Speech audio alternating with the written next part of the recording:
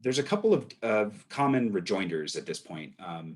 Some people, like I mentioned, they actually just deny that evil exists. They just say that it's something else, right? That evil is just a construct of the mind.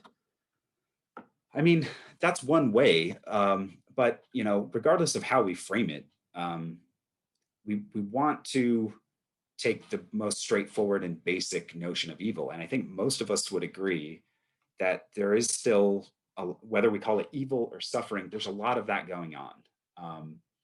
And there's a lot of that going on in even worse in certain parts of the world, right? Where children are dying from preventable diseases or right, lack of clean drinking water, things like that. So however we want to frame it, it should be clear that there's a wide variety of what normally we would call evil that needs to be accounted for, right?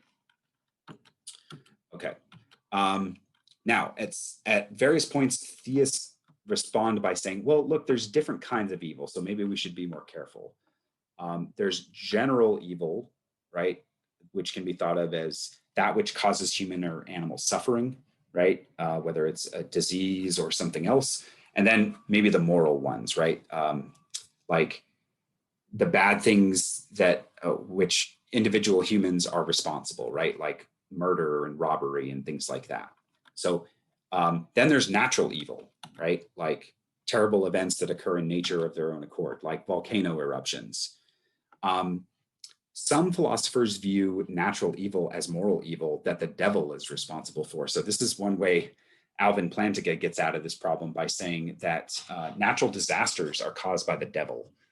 That's not a very popular position, I must say, but it is a position that a very famous, smart philosopher has taken. So maybe you find that attractive.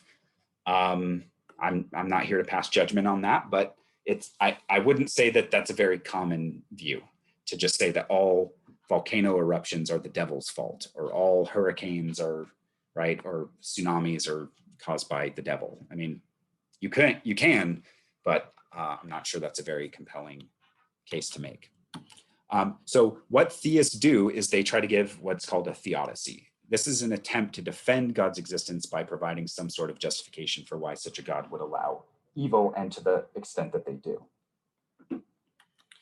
In other words, theodicies will argue that there is no contradiction in an all-good, all-powerful, and all-knowing God allowing evil to occur, and that God has or had a good reason for its allowance. So this is the point at which theists come in and say, let's not get carried away.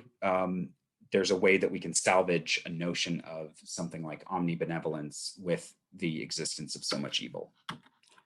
So usually theodicies come in a couple different varieties.